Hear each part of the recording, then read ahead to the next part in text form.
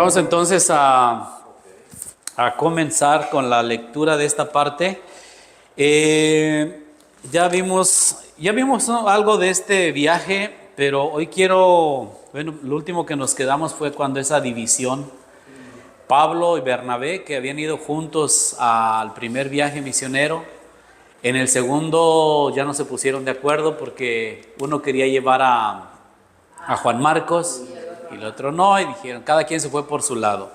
Pero se hicieron dos equipos, o sea, Bernabé con Marcos se fueron por un lado hacia Chipre y Pablo con Silas, que lo habían mandado de Jerusalén, Timoteo, vamos a ver ahorita que se unió ahí al grupo, y Lucas.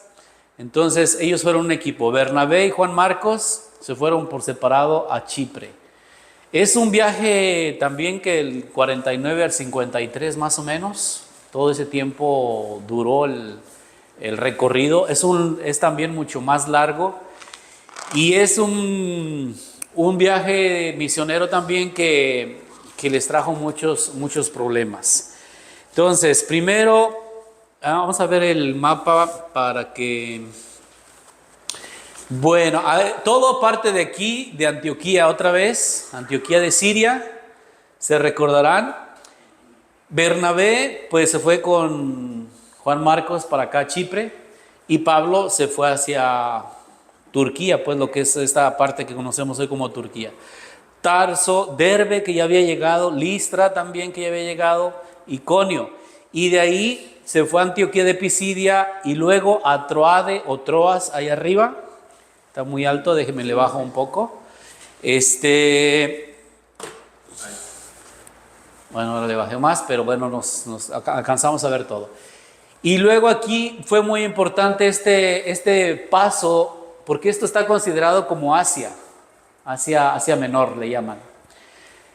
De esta parte en Macedonia, la parte de Grecia es Europa. Entonces fue un salto que ya... Primero salir de esta región a todo esto. Y luego salir de aquí, pasar a Filipos, Anfípolis, Tesalónica, Berea, Atenas, Corinto. Y sobre todo Atenas y Corinto, que eran como el corazón de la cultura griega. Fue también un logro importante. Y Éfeso. Éfeso también es muy importante en los Hechos de los Apóstoles y en las cartas de Pablo. Aquí pasó tiempo y luego de aquí finalmente regresa a Cesarea del Mar y a Jerusalén. Y ese viaje fue más largo y fue muy importante. Pero quiero que veamos en el capítulo 16, Hechos 16. Dice, Pablo llegó a Derbe y a Listra. ¿Ya los ubicaron? Derbe, Listra. Así esos mapas están hechos a partir de esta lectura. Derbe y Listra. Había allí un discípulo llamado Timoteo, hijo de una mujer judía creyente, pero de padre griego. Ese Timoteo son las cartas que después Pablo le escribe. Ahí tenemos sus cartas. Fue un colaborador muy cercano, de confianza, y le dirige dos cartas. Primera y segunda Timoteo, entre las cartas pastorales. ¿Quién era este Timoteo? Hijo de madre judía y de padre griego. Los hermanos de Listra y Iconio daban buen testimonio de él. Pablo quiso que éste los acompañara, así que lo tomó y lo circuncidó a causa de los judíos que estaban por aquellos lugares, porque todos sabían que su padre era griego. Eso está curioso porque... Bueno, nos habían dicho que no era la circuncisión un requisito, pero Pablo había encontrado mucha rechazo en las comunidades judías a las que iba. A ellos eran judíos y entonces les abrían las puertas, pero cuando iba acompañado de alguien que no era judío, pues les cerraban. Y entonces Timoteo estaba a la mitad, padre griego, entonces dice que lo circuncidó para que no tuviera... ese problema y le abrieran las puertas en las comunidades. Dice, a medida que pasaban por las ciudades, les iba entregando para que Las observar, a medida que pasaban por las ciudades les iba entregando para que las observaran las decisiones de los apóstoles y de los ancianos de Jerusalén. ¿Se acuerdan del que vimos? El concilio de Jerusalén, que se abstuvieran de la carne inmolada a los ídolos, no comieran la sangre y se abstuvieran de la fornicación. De ese modo las iglesias se iban afianzando en la fe y crecían en número de día en día. Luego, Pablo cruza hacia Asia Menor. Atravesaron la región de Frigia y Galacia. Esta es la región de Frigia y Galacia, esta parte central. Aquí está la famosa carta a los Gálatas, una carta bien bonita. Una carta bien bonita donde Pablo recuerda que lo recibieron en esta región enfermo. Dice, no les dio asco recibirme, me abrieron las puertas y fue como una bendición. Ahí no hay una ciudad precisa en Galacia, sino es una región. Había varias comunidades ahí. Ténganlo en cuenta. Entonces llegó a Galacia porque el Espíritu Santo les había impedido predicar la palabra en Asia. Cuando llegaron a Misia, intentaron ir por Bitinia, solo que esos nombres nos los quitaron de ahí. Pero el Espíritu de Jesús no se los permitió. Atravesaron Misia y bajaron a Troade. Ese sí aparece. Atravesaron Misia y bajaron a Troade. O sea, esas son las montañosas y aquí está un puerto. Otra vez, de ahí se iban a comunicar. Troade. Por la noche Pablo tuvo una visión. Un hombre macedonio estaba parado y le suplicaba diciendo, pasa a Macedonia y ayúdanos. Después de aquella visión inmediatamente intentamos ir a Macedonia, convencidos de que Dios nos había llamado para anunciarles el Evangelio. Entonces, Macedonia, ¿dónde está? Acá. Se dirigen a la parte de Europa. Ese fue un paso importante. Luego, en el versículo 11, Hechos 16, 11. Nos embarcamos en Troade y fuimos directamente hacia Samotracia y al día siguiente a Neápolis, la ciudad nueva. Desde allí pasamos a Filipos, que es una de las ciudades principales de la región de Macedonia. Entonces ahí pasaron. Aquí también podrían indicar estos lugares pero el mapa está más general que les presento. De Neápolis, luego a Filipos. ¿Qué pasó allí? Que es una colonia romana. En esa ciudad nos detuvimos por varios días. El sábado salimos fuera de las puertas de la ciudad hacia la orilla del río, a donde suponíamos que se reunían para orar. Nos sentamos y comenzamos a hablar a las mujeres que se habían reunido. Una mujer llamada Lidia, comerciante de telas de púrpura, de la ciudad de Tiatira, que adoraba a Dios, estaba escuchando, y el Señor le abrió el corazón para recibir lo que Pablo decía. Cuando ella y los de su casa recibieron el bautismo, nos suplicó diciendo, si ustedes creen que tengo fe en el Señor, entren en mi casa y quédense. Y nos obligó a quedarnos. Entonces, esto sucedió en Filipos. Un detalle interesante, que dice que salieron de las puertas de la ciudad. Las ciudades eran ciudades amuralladas, protegidas, y las puertas eran una forma de controlar quién entra y quién sale. Entonces, tengamos eso en cuenta. Era una ciudad muy próspera en lo político, en lo intelectual, en lo cultural. Era una ciudad de veras que florecía. Entonces era una ciudad importante. Y ahí Pablo tiene este encuentro con Lidia, comerciante en púrpura. Aquí algo que quiero mencionar, que Pablo fue, primero para escoger a dónde ir. No sabemos cuál era lo que les evitaba, por ejemplo, ir a una determinada región o a otra. A veces las mismas dificultades.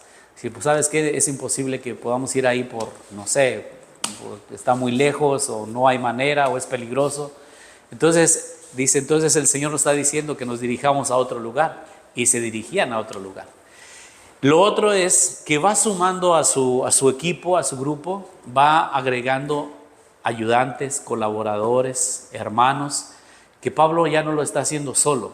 De hecho, desde el primer viaje dice que ponía responsables en cada comunidad, pero aquí ya sumó a Timoteo, y ahora a Silas viene después, y está esta mujer, Lidia. Ella no lo va a seguir.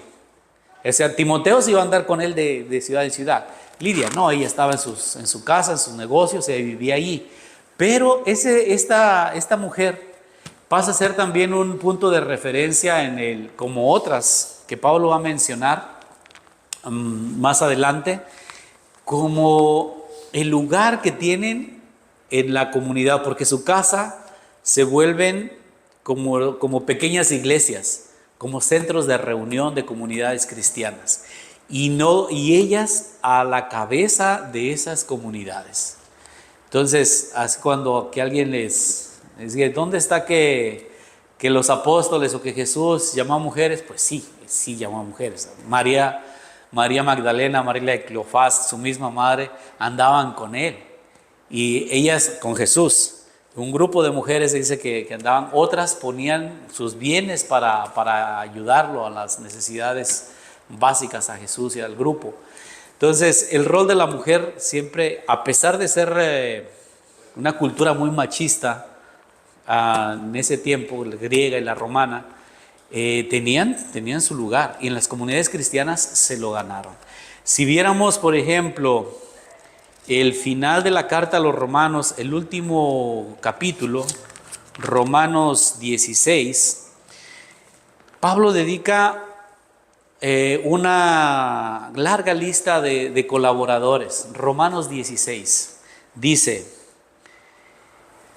fíjense nada más cuántas personas. Les recomiendo a Febe, nuestra hermana, diaconisa de la iglesia en Cencreas. Ya desde ahí, Febe es una mujer, diaconisa. Entonces, otra vez, la primera, diaconisa. ¿A quién más? A Febe. Recíbanla en el Señor como es digno de los santos. ¿Quiénes eran los santos otra vez aquí? ¿Los que están en los nichos allá en las iglesias? No, en este caso los santos son los miembros de la comunidad. Así se referían a ellos. Está interesante ese término para referirse a los cristianos. Reciban en el Señor como es digno de los santos. Ayúdenla en cualquier cosa que ella necesite de ustedes, porque ella también protegió a muchos, incluso a mí mismo. Es el rol de la mujer. Luego, saluden a Prisca y Áquila, mis colaboradores en Cristo Jesús. Ellos también van a aparecer un poquito más adelante, ellos eran un matrimonio que además se dedicaban al mismo oficio que Pablo, tejedores de tienda o curtidores también de pieles, y Pablo se juntó con ellos antes le dieron trabajo y pues eran colaboradores, Prisca y Áquila, mis colaboradores en Cristo. Ellos arriesgaron sus vidas por salvar la mía, y no solo les estoy agradecido, sino que también todas las iglesias de los gentiles. Saluden también a la iglesia que se reúne en su casa. Otro dato interesante que nos está dando aquí, las reuniones en las casas. Esas eran pues las primeras comunidades, así crecieron, se consolidaron.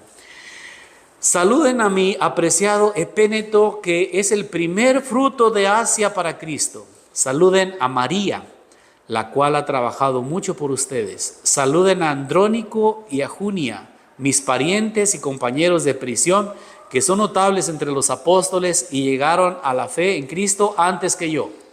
Saluden a Ampliato, a quien aprecio en el Señor. Saluden a Urbano, nuestro colaborador en Cristo. A mi apreciado Eustaquio. Saluden a Apeles, aprobado en Cristo. Saluden a los de la casa de Aristóbulo. Saluden a Herodión, mi pariente. Saluden a los de la casa de Narciso, que creen en el Señor. Saluden a Trifena y a Trifosa. Puros nombres chistosos, ¿verdad? Pero son nombres griegos, que se fatigaron por el Señor. Saluden a la querida Pérside, que trabajó mucho por el Señor. Saluden a Rufo, el elegido en el Señor, y a su madre, que lo ha sido también mía. Saluden a Asíncrito, a Flegón, a Hermes, a Petrobas, a Hermas y a los hermanos que están con ellos. Saluden a Filólogo y a Julia, a Nereo y a su hermana, también a Olimpas y a todos los santos que están con ellos. Salúdense los unos a los otros con el beso santo. A ustedes los saludan todas las iglesias de Cristo. Ven todas las personas que Pablo tiene presente en ese saludo. Digo, interesante, hay matrimonios, hay mujeres, hay por supuesto hombres, todos colaboran en esta misión. Es algo que tendríamos que recordar, que no es una tarea de unos privilegiados. Sí hay una responsabilidad, sí hay una responsabilidad y una preparación necesaria, pensando pues en nuestro día en el servicio pastoral, pero no es solo tú puedes hacerlo y tú no. Todos estamos llamados a compartir la fe, a apoyar la comunidad, a hacer crecer y a llevar el mensaje de Jesús hasta donde se pueda. Vamos un poquito más adelante en el 16:16, Hechos 16:16. A ver cómo vamos, ahí vamos. Mientras íbamos nosotros al lugar de la oración, nos salió al encuentro una esclava poseída por un espíritu adivino, que producía muchas ganancias a sus amos gracias a la adivinación. Ella iba detrás de Pablo y de nosotros gritando y diciendo: ellos son los siervos del Dios Altísimo y les predican un camino de salvación. Así anduvo durante varios días hasta que Pablo se enfadó, se volvió hacia el espíritu y dijo: te ordeno en el nombre de Jesucristo que salgas de ella. Y el espíritu salió de ella en aquel momento. Es un exorcismo, ¿eh? Cuando los amos vieron que se les iba la esperanza de sus ganancias, apresaron a Pablo y a Silas y los arrastraron hasta la plaza ante las autoridades. Están en Filipos. Allí los entregaron a los prétores diciendo, o sea, a los responsables, a los jueces: estos hombres, siendo judíos, alborotan nuestra ciudad y predican costumbres que no debemos aceptar ni practicar, porque somos romanos. La multitud se levantó contra ellos. Los pretores les hicieron arrancar sus ropas y ordenaron que fueran azotados con varas. Es uno de los castigos, con varas. Después de darles muchos azotes, los echaron en la cárcel y ordenaron al carcelero que los vigilara con atención. Él, al recibir esta orden, los metió en el calabozo interior y sujetó sus pies con el cepo. El cepo eran esos grilletes que les ponían atados a una cadena, por supuesto, para que no se escaparan. Entonces, Filipos fue una experiencia bonita por un lado, pero tuvieron ese percance y acabaron en la cárcel. Luego, ¿qué pasó? Mientras estaban en la cárcel, a medianoche Pablo y Silas estaban cantando himnos a Dios y los demás prisioneros los escuchaban. De repente se produjo un gran terremoto que sacudió hasta los cimientos de la cárcel. Inmediatamente se abrieron todas las puertas y las cadenas de todos se soltaron. El carcelero se despertó y, viendo abiertas las puertas de la cárcel, tomó su espada y estaba a punto de matarse, pensando que los prisioneros habían escapado. Porque si se les escapaban, pues la sentencia era la muerte. Pero Pablo le gritó con fuerte voz diciendo: no te hagas daño, porque todos estamos aquí. Él pidió una luz, entró deprisa y temblando se postró ante Pablo y Silas. Luego los sacó y les dijo: señores, ¿qué debo hacer para salvarme? Ellos le respondieron: cree en el Señor Jesús y te salvarás tú y tu familia. Un pequeño anuncio, ¿eh? Interesante, que el carcelero algo vio en ellos, y aquel acontecimiento, bueno, uno dice, pues fue obra de Dios.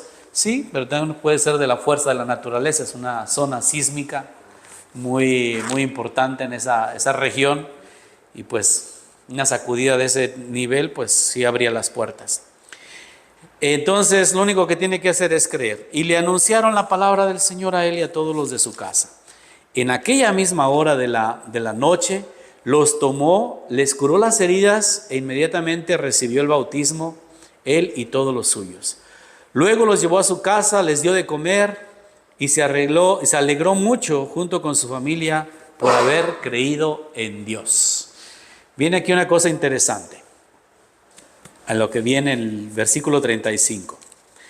Al amanecer, los pretores mandaron a los lictores a decir al carcelero, es decir, los meros jefes, a sus segundos: libera a esos hombres. El carcelero le comunicó estas palabras a Pablo: los magistrados han ordenado que sean liberados. Ahora pues salgan y váyanse en paz. Pero Pablo les dijo: nos han azotado públicamente y sin hacernos juicio, y nos han metido en la cárcel, a pesar de que nosotros somos ciudadanos romanos. Eso era algo que no podías hacer. Puedes hacerlo con un esclavo, con cualquier persona, menos con un ciudadano romano. Ahí tenías que, si merecían un castigo, tenías que hacerle un juicio y determinar si merecían o no ese castigo. Dice: y ahora nos expulsan en secreto, así como no pasó nada, adiós.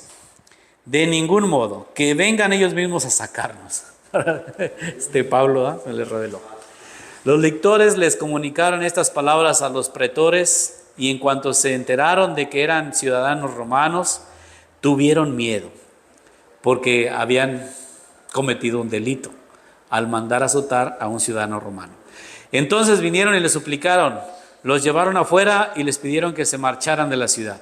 Cuando salieron de la cárcel, fueron a casa de Lidia, vieron a los hermanos, los consolaron y luego se fueron. De ahí llega a Tesalónica. Hay una carta a los filipenses, ¿sí se acuerdan? Ahí se las dirigió esa comunidad, ahí donde tuvieron esa experiencia. Hay otra carta a los tesalonicenses, Tesalónica.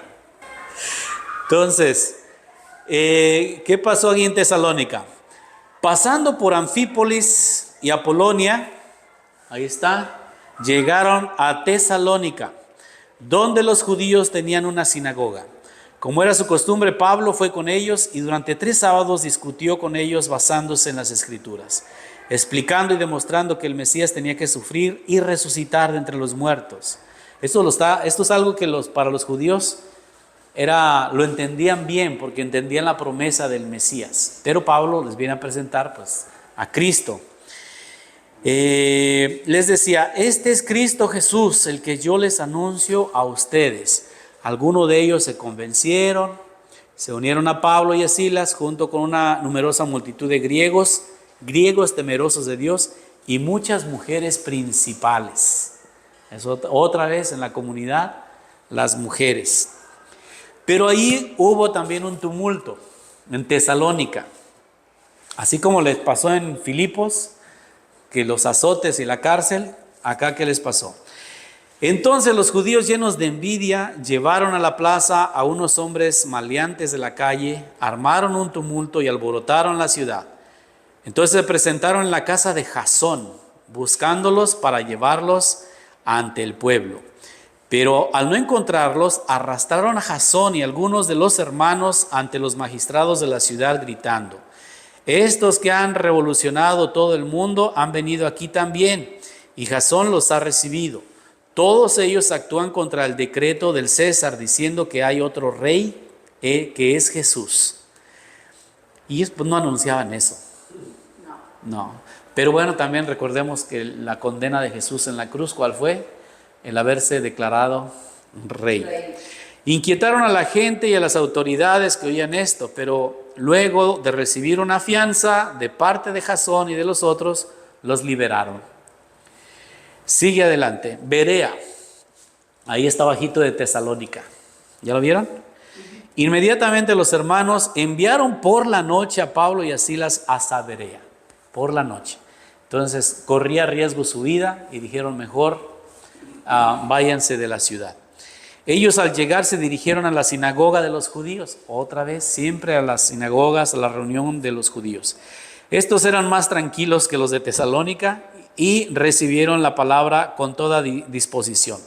Todos los días examinaban las Escrituras para ver si las cosas eran así. Por eso muchos de ellos creyeron.